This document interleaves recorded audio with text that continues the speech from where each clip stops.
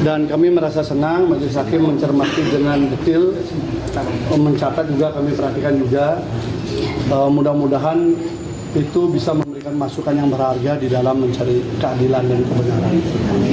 Tadi kita sudah membacakan keseluruhan duplik kita dalam posisi yang ada. Sudah selesai semua urusan penuntut umum maupun tim penasihat hukum. Tinggal sekarang memang diserahkan sepenuhnya kepada majelis hakim. Majelis hakim menyampaikan putusan tanggal 17 November. Jadi tanggal 17 November akan muncul putusan.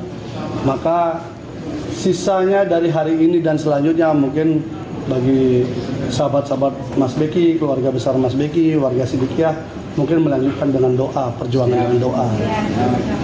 Karena urusan keadilan ini ada dekat dengan Yang Maha Adil. Karena semua bukti persidangan sudah kita hadirkan, dan sebagai penutup tadi secara khusus kami bacakan kembali surat perintah penghentian penyidikan yang pernah dikeluarkan oleh Polres Jombang pada tanggal 31 Oktober 2017. Jadi 2019. Jadi 31 Oktober 2019 itu kami bacakan kembali untuk mengingatkan bahwa kasus ini sebenarnya sudah pernah dihentikan dengan korban sama, dengan alat bukti yang sama, dengan cerita yang sama. Jadi kami hanya bisa mengingatkan begitu saja. Jadi sebagai penutup, tadi penutup dari keseluruhan duplik, tadi kami bacakan ulang SP3 daripada Polres itu. Bahwa setelah SP3 itu hanya selisih hitungan hari, pada saat itu langsung berubah menjadi sebuah kasus yang kemudian dibesarkan dan sepertinya tidak ada kebenaran sedikit pun di Mas Beki. Biarkanlah para pencari keadilan menakarnya itu wajar atau tidak. Tapi kami sudah menghadirkan itu karena itu kan dokumen yang sudah dikeluarkan oleh polisi juga, dan polisi kembali yang menyidik juga. Alasan polisi itu kenapa Bang menerima laporan itu sendiri, Bang? Tinggal tanya polisi. Tapi yang pasti adalah di sana jawabannya tidak cukup bukti. Jadi kasus itu dihentikan karena tidak cukup bukti. Korbannya sama, MNK.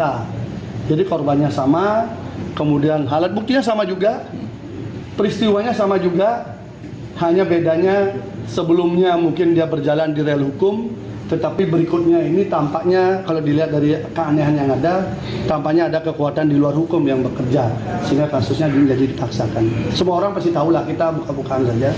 Kan tidak mungkin, di mana ada SP3-nya selisih hari, langsung kemudian dilanjutkan tanpa mencabut ini.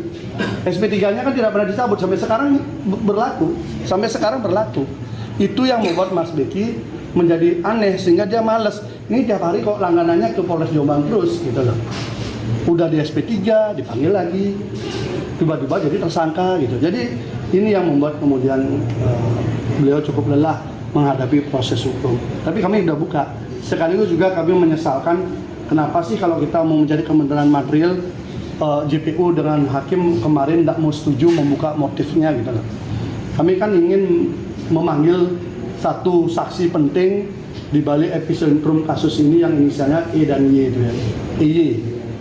EY inilah yang sebenarnya kita harapkan hadir di persidangan, tetapi dengan segala lika-liku caranya tidak berani hadir di persidangan. Padahal di BAP ada, itu ya. Jadi padahal di BAP itu ada. Nah itu kami harap sebenarnya kalau sama-sama mencari motif selesai. Sehebat apapun dia diskenariokan orang, kami yakin kalau dia duduk di situ pasti terbongkar aslinya. Karena kami kan sudah punya dokumen lengkap kan, tinggal kami cross check aja. Sama saksi korban itu kan, ketika dia berkilah begini, begitu, ketika kita tanya pelan-pelan keluar semua kan, ngaku nggak pernah hubungan, padahal chatting mesranya ada. Chatting mesranya berkali-kali. Makanya itulah judulnya menjadi ketika pelakor menjadi pelapor. Pelakor ini sudah jelas-jelas menyebutkan dirinya ingin menjadi istri daripada Mas Beki. Tertulis itu disebutkan dan itu terkonfirmasi dengan chattingnya yang selalu bahasanya cintaku, sayang, sayangku, pejenengan dan sebagainya. Semua ini sifatnya bagaimana merapatkan diri kepada Mas Beki. Tapi Mas Beki selalu posisi menjaga jarak. Tampaknya itu kekecewaan itu dimanfaatkan sama kelompok lain. Jadi kalau ngomong motifnya ya, konstruksinya itu korban yang ngaku korban ini sebenarnya diperalat. Kalau lihat dari motifnya, karena korbannya sebenarnya kan hanya ingin menjadi istrinya Mas Beki aja sebenarnya motifnya. Tapi itu tidak terjadi. Nah, ini dimanfaatkan sama dengan yang lain yang dari Jawa Barat itu. Itu kan dulu pacaran, kemudian tidak jadi dijadikan istri, berubah kemudian dimanfaatkan tiba-tiba menjadi korban pemerkosaan. Semua yang itu kasusnya korban pemerkosaan. Tapi ketika disidik kan tidak cukup bukti. Makanya yang satu doang ke sini kan. Dari belasan santriwati di bawah umur jadi 5 versi Niko. Waktu serah terima berkas ke kejaksaan kan dia bilang 5. Sampai ke sini satunya pun ternyata sudah di SP3 oleh Polres Jombang. Inilah anehnya kan jelas nama korbannya udah disebutkan di situ. Karena benar-benar udah bawa kan.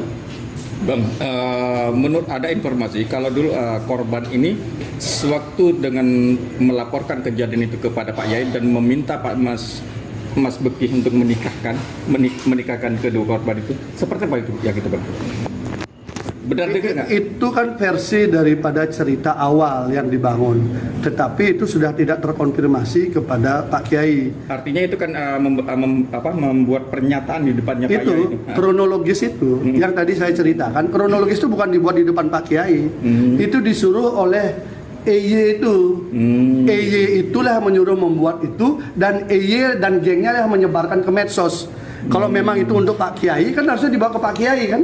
Ini kan motifnya sudah beda. Motifnya kan ingin menghancurkan nama baik Mas Beki.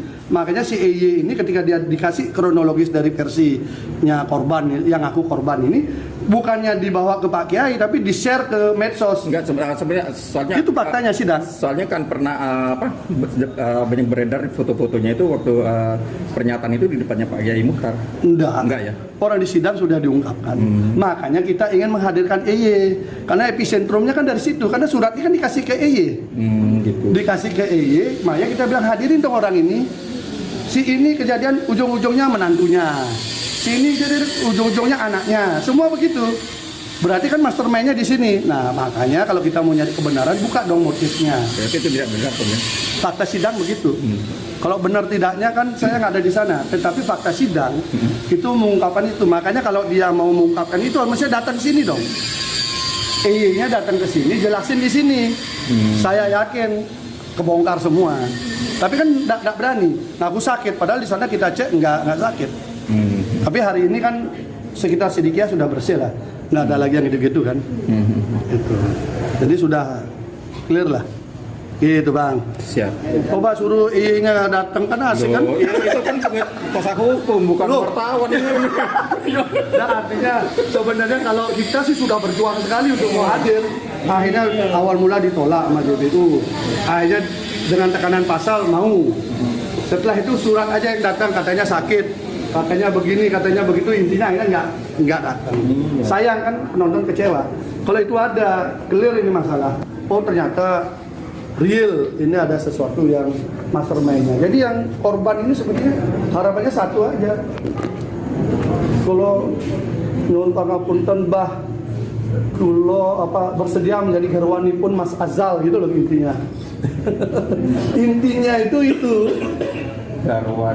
Garwanipun Mas Azal. Jadi memanggil Mas Beki ini Mas Azal. Jadi gerwanipun, jadi pendamping. Gitu ya bahasa Jawanya ya. Istri ya. Ya itu udah. Lah, itu tulis tangan, diakui juga sama yang bikin. Masa ada orang diperkosa begitu? Gitu loh. Tadi kita sudah membacakan keseluruhan duplik kita dan kami merasa senang majelis hakim mencermati dengan detail, mencatat juga, kami perhatikan juga. Mudah-mudahan itu bisa memberikan masukan yang berharga di dalam mencari keadilan dan kebenaran.